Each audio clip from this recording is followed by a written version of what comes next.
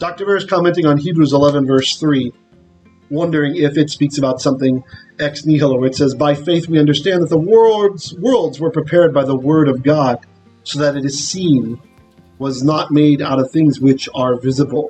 Okay, yeah, let's comment. Yeah, I think by saying it's not made out of something visible, that doesn't mean it's ex-nihilo, right?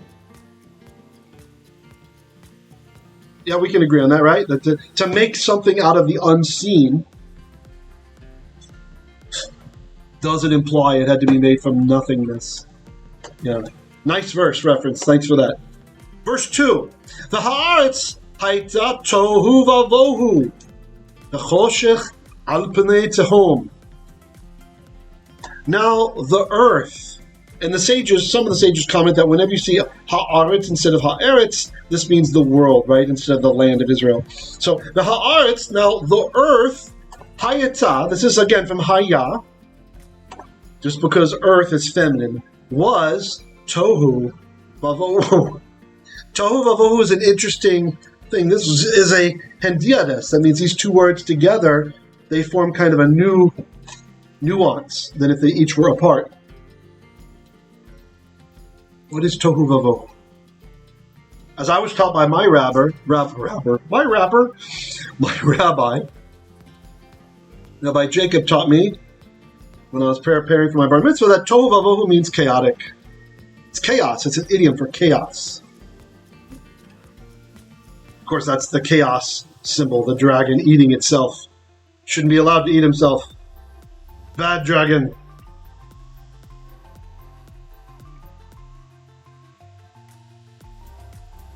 Yes. Yeah, I've taught on some of Jordan's ideas, Josh.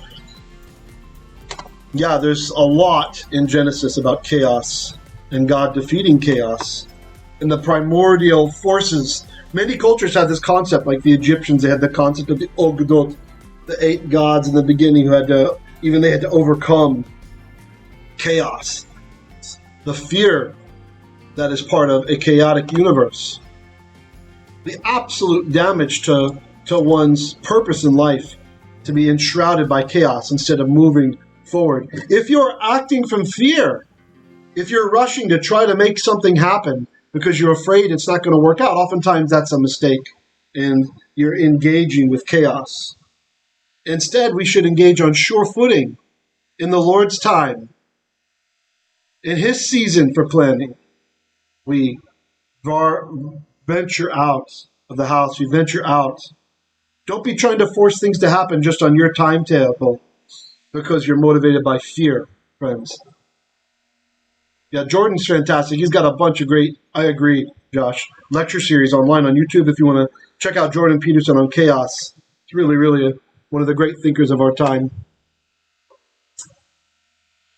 The Rashbam makes an argument from Yirmiyahu 4:23-25 that the earth pre-existed this creation account, but was formless and void.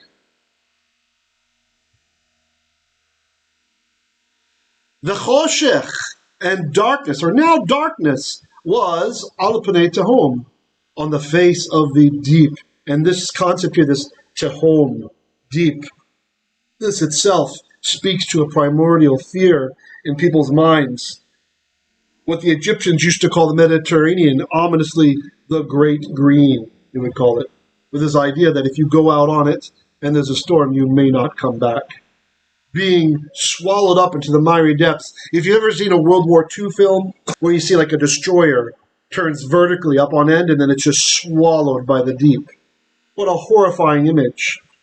The chaotic forces that are beyond us. Josh is going to ask his daughter to clean her tohu vavohu in her room. Well done.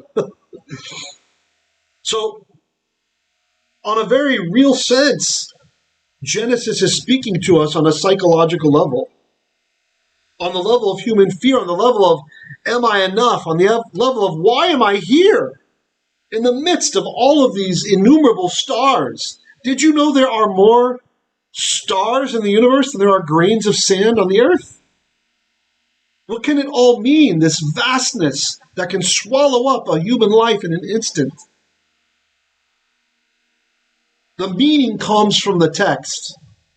It is God who is wrestling with the chaos.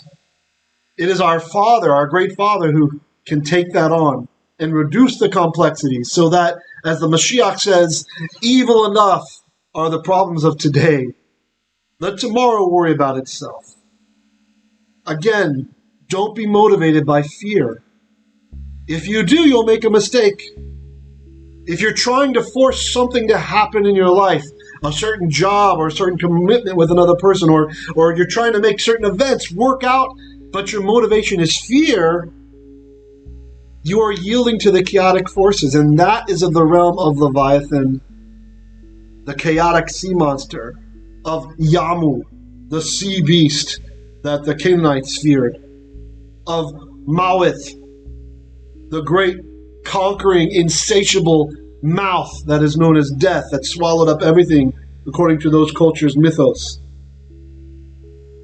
Instead, we need to grab onto our God, grab onto his tzitziot, allow him to do the fighting for us. As in Isaiah, the prophet says, Rifu v'udeu, relax and know that God is the one who fights for you. And now it gets interesting. So we've established the face of the deep. We've established this chaos in a single word here, Tehom. In Hebrew parallelism, it maps nicely to the Tohu vavohu. Tehom, the deep. The deep. Think about what that means, the depths. The undiscoverable depths. And now we get some interesting interpretations. The ruach Elohim me'achefet al pnei hamayim. Now, I'll give the traditional translation. The Spirit of God hovered over the face of the waters, right? So again, this is the top of the deep depth. He is beginning his attack. He's not over the Pnei Tehom, he's over the Pnei Hamayim, the surface waters. He's investigating.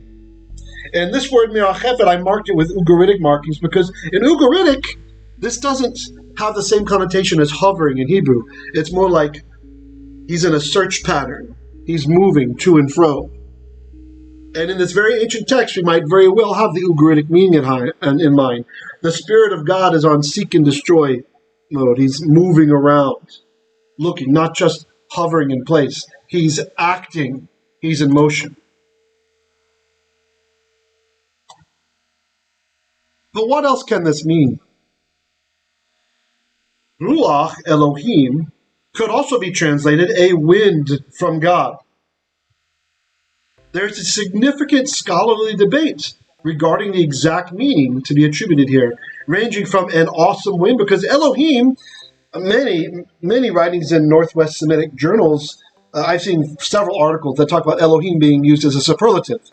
So Elohim and also Mawet, God and death, they can both be superlative parts of a word in Hebrew morphology, so that if you have Elohim as part of a phrase, and that's what we have here, we have ruach with the munach, it's telling us these two are connected, right? So as if this would have been one word, ruach Elohim, as if it's one word, right? So that Elohim can mean like the most of the thing, right? Not necessarily God, but for example, we find in the Psalms, Hararei El, right? Which could be translated the mighty mountain range, or the greatest mountains. Or you can be hyperliteral, the mountain range of God, right? So linguistically, on a deeper level, Elohim can mean the most of a thing in a positive sense, and Mawet can mean the most of a thing in a negative sense. For example, Gam ki elich begeit tsalmawet, even though I walk through the valley of absolute tsal, absolute shade, absolute darkness, you see?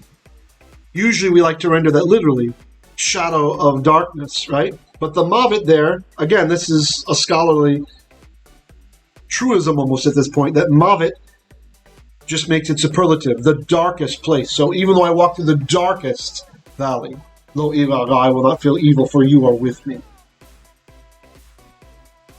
He takes on our chaos.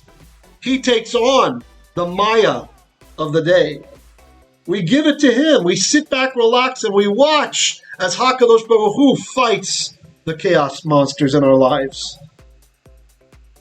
If your motivation is fear, stop. panicking. Stop forcing the thing to happen. Stop making everyone around you crazy. And have some faith. In his multiple creations, he finally got where he wanted. And that's the one where we inhabit. We do not inhabit the past universes that he destroyed. We inhabit the good one. The one that he made a garden for us. The very way to say heaven in Hebrew is the Garden of Eden. That's how you say paradise in Hebrew. Josh says that the Aramaic says, and a wind from before God is hovering on the face of the water. Ooh, very nice. And then he's got the Aramaic there posted for anyone who's interested in the chat. The ruach min kodom, yeah, from before. Yod, wow, yod, that's the tetragrammaton. Don't read that one, guys. Menashba al afei mayo. Very nice. Don't laugh at my Aramaic reading, Josh. Hey, Baruch Hashem. All right, Josh approved. Yeah, it's this is really great. I hope more of you will get interested also in the Targums. The Targums, they often give us amazing. It's like a time capsule shot from the first century and a little bit older. What Jews thought the verses meant back then. We so often hear, and you know that I love tradition, and you know that I love the sages, but so often we get to thinking this was the only way. This one particular slice of Judaism that survived, of analyzing the text. When in point of fact, as we've mentioned before, in the first century, almost every Jew was a binitarian. It was just common. People believed in binitarianism. They believed in two powers in heaven. Al Panei Hamayim. Next year we do the Syriac. Hopefully if we have time. Yeah, we'll do our Syriac course. Ibn Ezra believed that the ruach here was a spirit, commanded to do God's will, that is drying up the water. So look at this. Look at this different opinion. So here, Ibn Ezra is saying it is a spirit, not the Spirit of God. All these interpretations are possible. They're all possible. That God commanded a spirit. Al Panei Hamayim.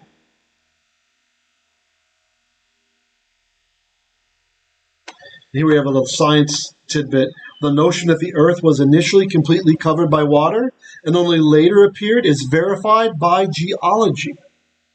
So, even though I implore you not to make the Bible scientific, that's not its purpose. Okay? Science is a shifting sand anyway. Every 100 years, the previous 100 years, scientists are seen as idiots. So, it's a shifting sand. Do not build your house on the sand of science, but there are truths which the text shows us.